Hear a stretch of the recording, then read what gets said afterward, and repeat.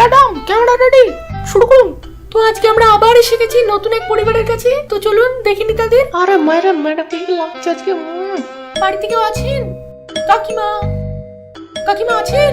কাকু বাড়িতে আছেন নাকি? এই শালা কেউ আছেন নাকি বাড়িতে? আরে ম্যাডাম আর কি হলো?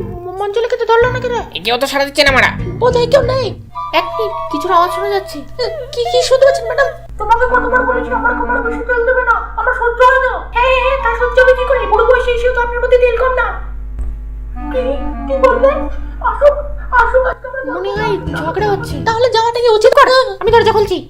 কাকিমা ভিতরে আসি, হ্যাঁ কিছু মনে করবেন না, একটুখানি কাজ ছিল।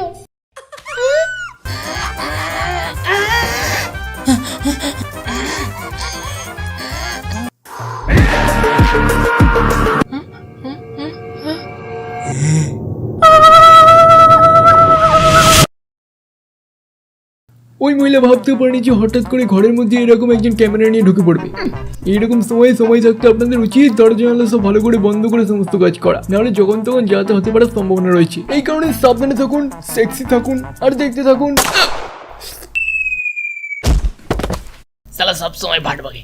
আমরা জানি না আমাদের সাথে কখন কি হবে, তাই LIC মরার আগেও মরার পরেও।